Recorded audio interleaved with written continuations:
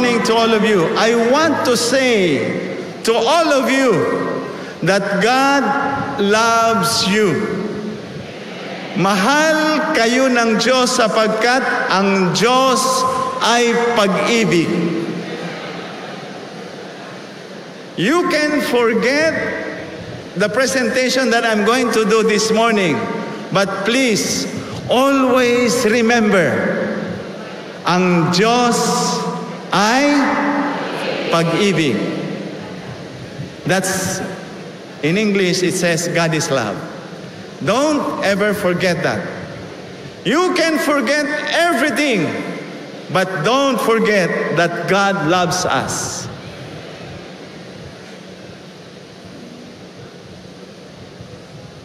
Now, when we were kids, my parents used to teach me how we can say the word S and R. And so the way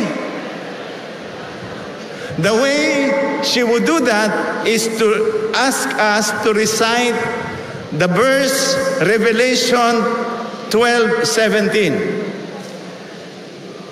Para kami matutong magsalita ng R at S, ay pinapaunod kami sa talatang Apokalipses 12:17. It runs like this: At nagalit ang dragon sa babae at umalis upang bumaka sa nalabi ng kanyang binhi na siyang nagsisitupad ng mga utos ng Diyos at may patutuo ni Jesus.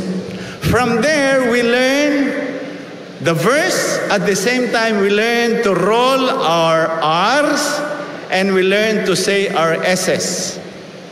But this morning, I want you to say this. Tayo mga mote sa pinangangamutihan, kapapangamuti pa'y mangangamote na naman.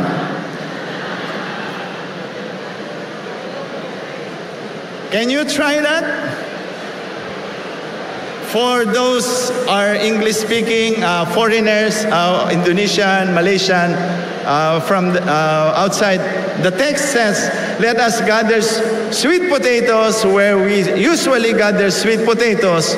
We've just gathered sweet potatoes and yet we will gather again. Sa mga Pilipino, kaya ba natin to? Sabay-sabay. Ready? Go!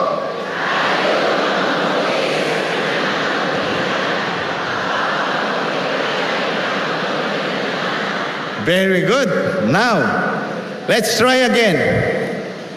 Ready? Go.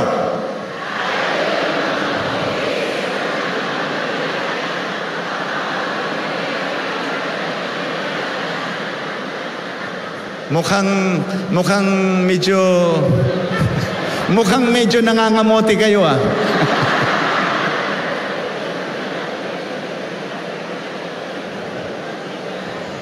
Tayo mga mote sa pinangangamutihan, kapapangamuti pa'y mangangamuti na naman. Mga kapatid, although this is a tongue twister for children, and yet this tongue twister teaches us a lesson. I am not a theologian. That's why I use this introduction. The Bible has been preached many, many times. Every time we read this through and through, we glean new insights, new thoughts, mga bagong katotohanan sa tuwing ito'y ating lilinangin. Tayo ay nakakapulot ng mga bagong katotohanan. Kaya mga kapatid, brethren, let us not stop reading or let us not be tired in reading and studying the Word of God.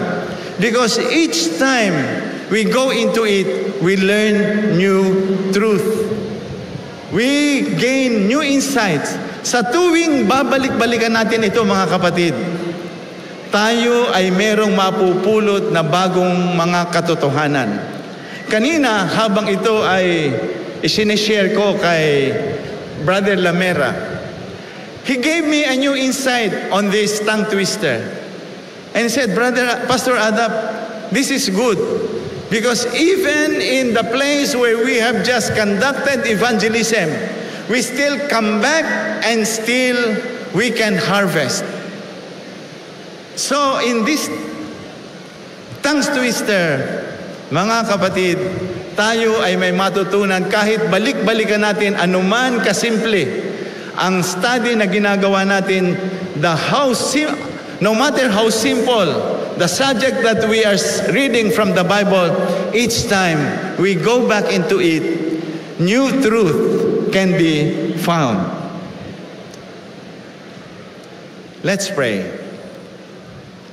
Our dear God and Heavenly Father, this morning, we are going to go back to your words and learn further what you have in store for us. I ask for the guidance of the Holy Spirit, and let the Holy Spirit open our hearts and be ready to receive the message from you. Bless each one of us as we taste and see the sweetness of your words. In Jesus' name we pray. Amen. I have entitled the message today, The Midnight Crier. I am very happy. The message of truth about the loving character of God is being proclaimed. This is the message that we need to bring to the world, that God is love and that He is offering a forever friendship with us. I strongly believe that when this loving character of God is proclaimed, this will usher the second coming of Christ. The way we provide funds for evangelism and nurture the mission, refocus back to the altar, total member involvement, chosen for mission, it will not take long. The Messiah will soon appear in the clouds. Mga kapatid, tayo ay naghihintay sa malapit na pagdating ng ating Panginoon. Kagaya ng ating tongue twister, tayo'y mangangamote sa pinangangamutihan, kapapangamuti pa'y mangangamote na naman. The parable of the 10 virgins. Have you experienced you want to tell a joke in a group and someone would say, alam ko na yan. Yung tinatawag ng mga millennials ngayon na spoiler. You are so excited to tell something and yet one would come and say, alam ko na yan. Kaya nga, tayo mangangamote sa pinangangamutihan, kahit kapapangamuti pa'y mangangamote na naman. Let us read these verses. Jesus was talking about the second coming of His coming, the central message of the Seventh-day Adventist Church. All right, let us read from Matthew 25, verses 1 to 13. Let me just read my computer because in here it's the new version, although it's here in the New King James Version. Verse 1, Then shall the kingdom of heaven be likened unto 10 virgins, which took their lamps and went forth to meet the bridegroom. Alam ko na yan, di ba? And 5 of them were wise, and 5 were foolish. They that were foolish took their lamps and looked and took no oil with them. But the wise took oil in their vessels with their lamps. While the bridegroom tarried, they all slumbered and slept. And at midnight there was a cry made, Behold, the bridegroom cometh, go ye out to meet him. Then all those virgins arose and trimmed their lamps. And the foolish said to the wise, Give us of your oil, for our lamps are gone out. But the wise answered, saying, Not so, lest there be not enough for us and you. But go ye rather to them that sell, and buy for yourselves. And while they went to buy, the bridegroom came, and they that were ready went in with him to the marriage, and the door was shut. Afterward came also the other virgins, saying, Lord, Lord, open to us. But he answered and said, Verily I say unto you, I know you not. Watch, therefore, for ye know neither the day nor the hour wherein the Son of Man cometh. Observation and application of the important parts or components of the parable. Number one, this is about the second coming of Christ. Everybody agrees, right? But in verse 13, watch, therefore, for ye know neither the day nor the hour wherein the Son of Man cometh. Okay. 10 virgins represent the church before the second coming of Christ. The 10 virgins symbolizes the church before Christ's second coming. You know, according to Reflecting Christ, page 209, this is written by Mrs. White, one of our devotional books. The 10 virgins symbolize the church before Christ's second coming. As Christ sat looking upon the party that waited for the bridegroom, he told his disciples the story of the 10 virgins. By their experience, illustrating the experience of the church that shall live just before His second coming. That is from Reflecting Christ, page 209. Alam nyo, kapag tayo ay naghihintay, have you experienced waiting for someone? And that someone is taking forever. Or you are at the bus station or at the airport and you are waiting for your flight. No, you cannot talk to someone and you are just there waiting. What happens? Hindi ba ang nangyayari sa atin ay tayo'y inaantok at nagtutukaki, sabi sa Batangas? You do like this. Or kapag walang ginagawa ang isang tao, ang tendency ay aantukin. Tama? The tendency of a person doing nothing is to fall asleep. Kaya yung iba sa atin ngayon, kung kayo ay inaantok na, baka hindi kayo nakikinig, ay kayo'y aantukin. So, because of the delay, as they wait, they fall asleep. In verse 5, 5 are foolish for having not the Holy Spirit in their lives. And 5 were wise for having their lives burning because of the Holy Spirit presence.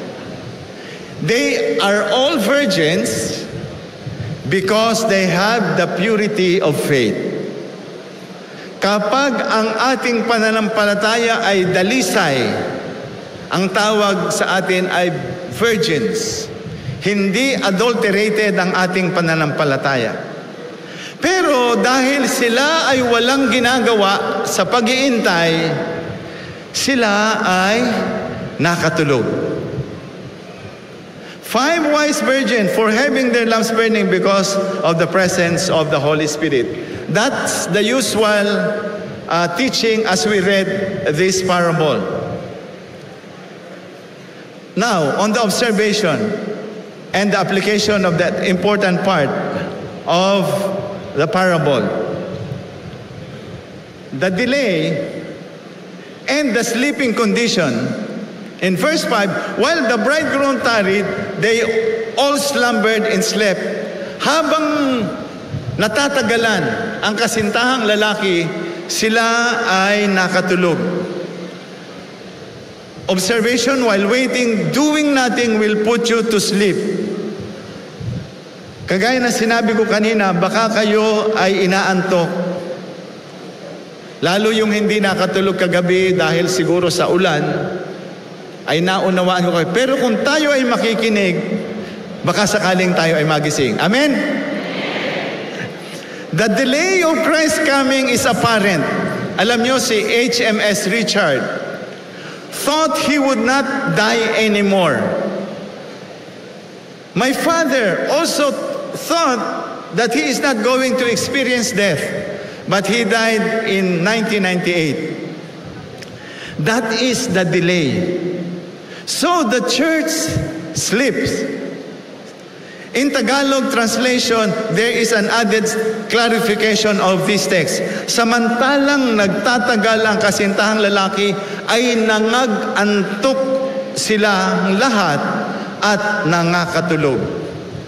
Iba yung inaantok lang, gising pa kayo nun eh. When you feel sleepy, you are not sleeping yet.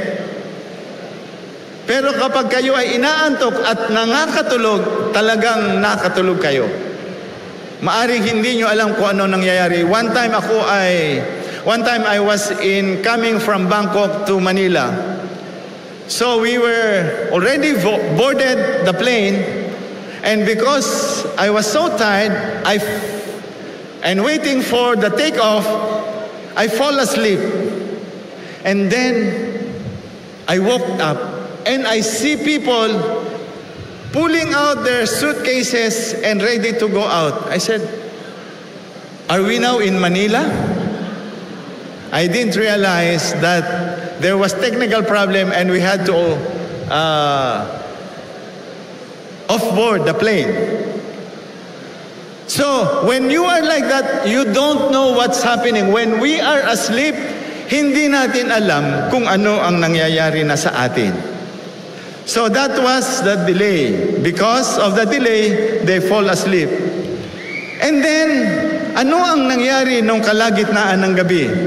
The midnight time happening in verse 6. And at midnight, there was a cry made, behold, the bridegroom cometh, go ye out to meet him. Ano ba ang kahulugan ng hating gabi? And at midnight, kung ang pagdating ng Panginoon ay sa kalagitnaan ng gabi, ano ang ibig sabihin nito? Can we say that during daytime we can be relaxed and then probably at midnight, let's wait because Christ is coming?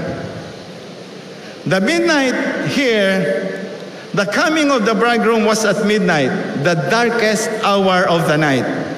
So, the coming of Christ will take place in the darkest period of Earth's history.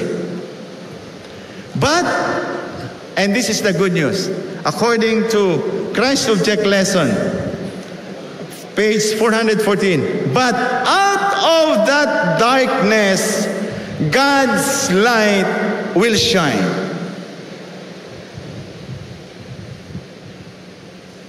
Ano ba ang kalagayan ng ating sanlibutan ngayon?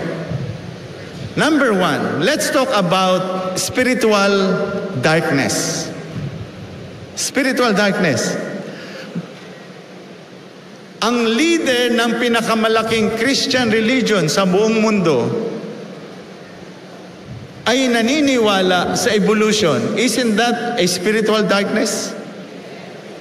The Pope's belief in evolution on October 27, 2014, Pope Francis issued a statement at the Pontifical Academy of Sciences that evolution in nature is not inconsistent with the notion of creation. What? Anyway, and United Church leaders do not believe that salvation is only through Christ. That there are other ways a person can be saved. Isn't that a spiritual darkness? Hindi ba't ito ay kadilimang pang-spiritual, mga kapatid?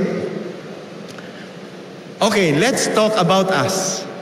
36% of Adventists believes that the soul is separate spiritual part of a person that lives after death. Nakakalungkot, mga kapatid. Ang ating pananampalataya na kapag ang tao ay namatay, ay patay. Subalit merong 36% na humihiwalay, merong kino-compartmentalize ang katawan. And another one. And 21% agreed that the people who died in Christ were in heaven now. Ito po ang kalagayan ng ating sanlibutan. Meron tayong spiritual darkness. Ano pa? Moral darkness. Disregard for the commandments of God. Naalala nyo, US President had an affair with Monica Lewinsky. Naalala nyo yon? And seemingly the people just allowed it. Why? We are in a permissive society. Moral darkness. Nakakalungkot na kahit sa atin, iglesia, may mga leader na inaalis dahil nakalimot at nagkamali sa kanilang moral judgment. Moral darkness. Ano pa? Ano ang kalagayan ng ating sanlibutan? Financial darkness. Bankruptcy. Investment loses its value. Nawawala ng purchasing power ang pera. Naalala ko, mga kapatid, I was in Zimbabwe during the time when I was Associate Treasurer of Southern Africa Indian Ocean Division. In that place, we experienced what we called hyperinflationary economy. When I say hyperinflationary, today you can buy a bread by this much, tomorrow you can't. So one time I was in a supermarket. My wife was on the vegetable section, and my wife said, "Go and get the rice because you know the kind of rice." You know, we Filipinos, by the way, tayong mga Pilipino, we don't live by bread alone, di ba? Man shall not live by bread alone, but by rice. So ako ang pumunta doon sa tindahan ng bigas, sa mga bigas. I went there, I took 2 kg of rice. I was holding that 2 kg, I said, I don't know how much is this. So I went to the cashier and say, "Can you scan for me how much is this?" And the cashier said, "Oh, that one is 12,000. $12,000, Zimbabwean dollars, by the way. You see that lady just came here, you know, she same brand, same weight.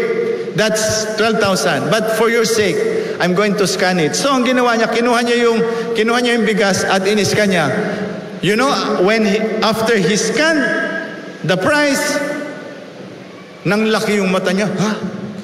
Nagulat siya dahil ang presyo in that few seconds difference, the price has doubled, 24,000. Sayang, nahuli ako ng 1 minute. Nawawalan ng purchasing power. The purchasing power of money is, you know, is gone in just a matter of seconds. 3 years ago, was it 2021 and 2022, tayo ay nakaranas ng tinatawag na economic, it's not collapse, almost. But the inflation was so much triggered by COVID, and the the effect on the financial market. We took and we booked this in our accounting records. More than $8 million loss in investment. Can you imagine $8 million? Of course, it's an entry in the investment accounting, but somehow it has gone up again. But if you need that money during that time, if you have that investment and you need that investment, imagine you will just harvest 8 million less of your investment. Financial darkness. And that another kind of darkness is that midnight darkness of lawlessness. You can see ethnic cleansing, children being killed, wives being abused, persecution are happening. This is in the midnight darkness of lawlessness. Ito, mga kapatid, ang kalagayan ng ating sanlibutan. And then, the announcement at midnight. Behold, the bridegroom cometh, go ye out to meet him. But according to Mrs. White, page 415 on Christ Object Lesson, but out of that the night of darkness, God's light will shine. It is the darkness of misapprehension of God that in surrounding the world, men are losing their knowledge of the character. It has been misunderstood and misinterpreted. And this time, a message from God is to be proclaimed. A message illuminating in its influence and saving in its power. His character is to be made known. Into the darkness of the world is to be shed the light of His glory, the light of His goodness, mercy, and truth. Amen? Sa kalaliman ng dilim, ay ipoproklima ang kabutihan ng Diyos, ang kanyang dakilang pag-ibig, ang kanyang mahabaging puso, at ang kanyang katotohanan ay ating ipoproklama. Next, alam nyo nangyayari ito, mga kapatid. Ngayon, when we proclaim the gospel today, hindi lamang siya nakakonfine doon sa ating naabot ng ating paningin. Kahit tayo ngayon natutulog, ang Hope Channel, ang AWR, ay patuloy na nangangaral para ipangaral ang kabutihan ng Diyos at ang kanyang walang hanggang pag-ibig. At ang punchline, Christ's punchline, the result of the announcement, 5 wise virgins trimmed their lamps and joined the procession. The 5 foolish ones, having their problems with their lamps, went to buy and came after the door was shut. Christ's punchline. Watch, therefore, for ye know neither the day nor the hour wherein the Son of Man cometh. If we see these things, it is time to take stocks. Magpuyat nga kayo. This means we are going to fight our sleep. Lalabanan natin ang ating pagkaantok. It means sacrifice. We need to sacrifice. This should be our attitude during this time of proclamation. Not same as usual. Mga kapatid, ano ang lugar natin sa parable? What is our place in the parable? Tatanungin ko kayo. There are 2 categories that we can identify. The 5 wise virgins. Lahat ng gustong kasama sa 5 wise virgins, taas ang kamay.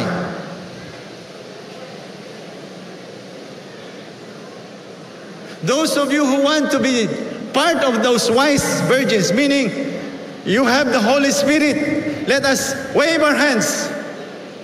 Amen.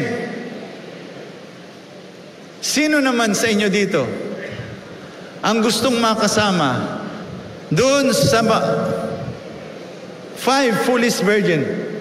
Who among here wants to be considered foolish? Taas ang kamay. May nagtaas na isa. Baka siya ay inaantok. Hindi niya sinasadya. Natawa pa nga siya nung hilahin niya yung kamay niya pababa. Amen.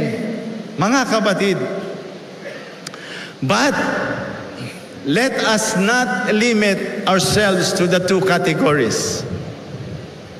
I propose another category that we can belong. We can belong to the Midnight Crier group.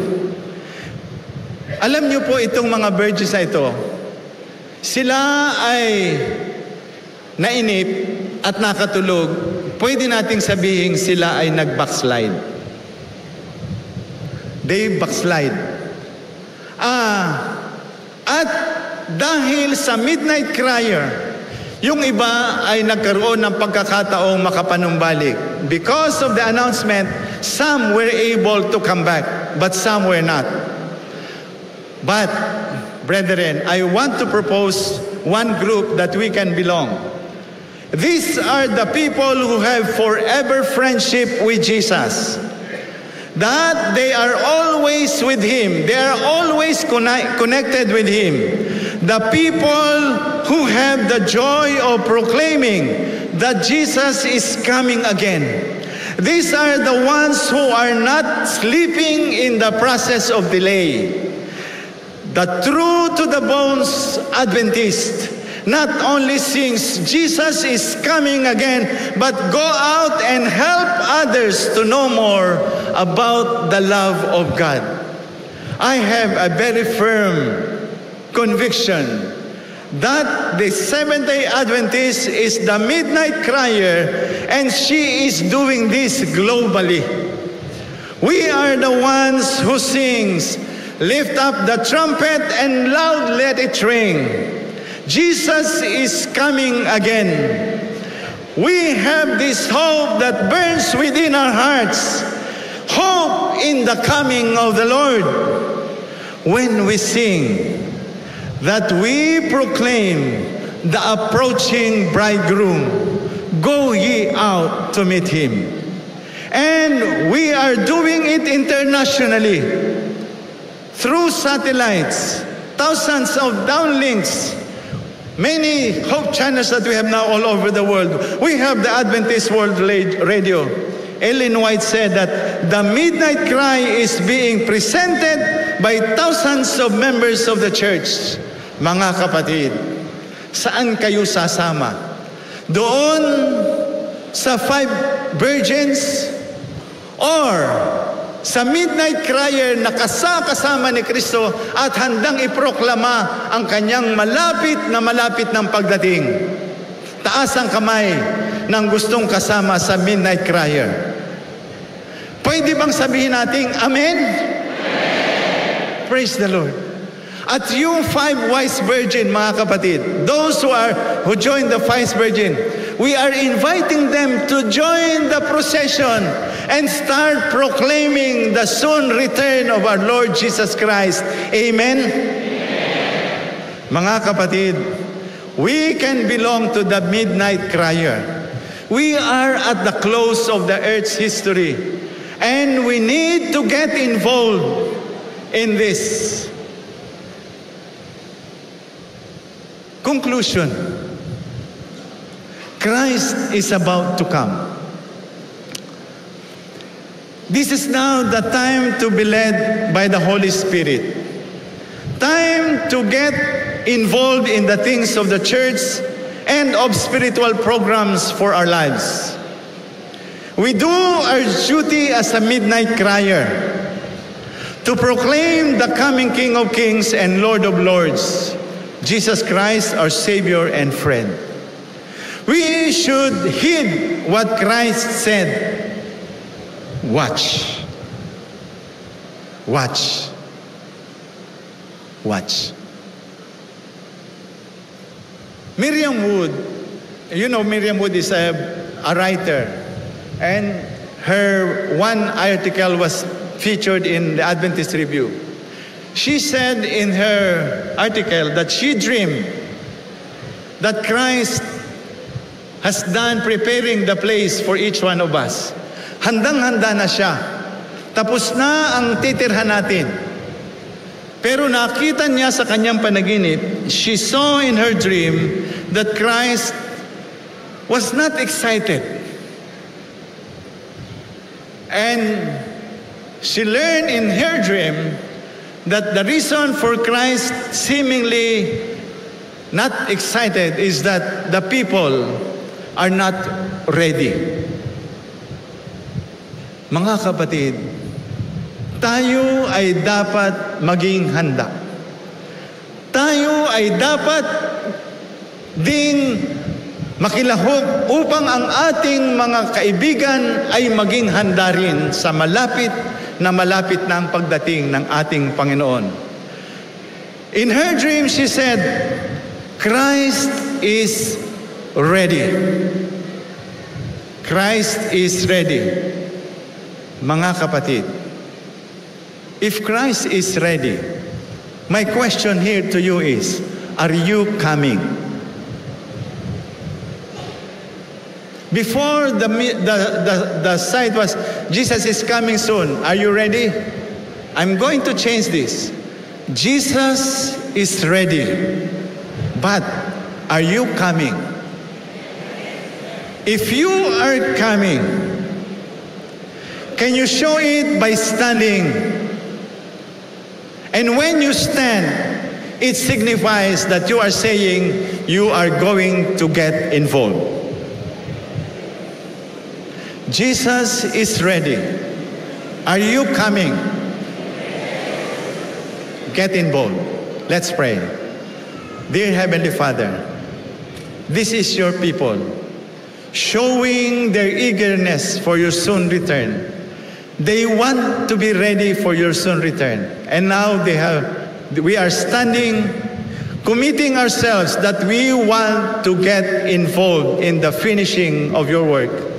We want to be part of the last miracle that you are going to do in this world, and that is the finishing of the gospel, of the preaching of the gospel. Oh Lord, accept this commitment of each one of us.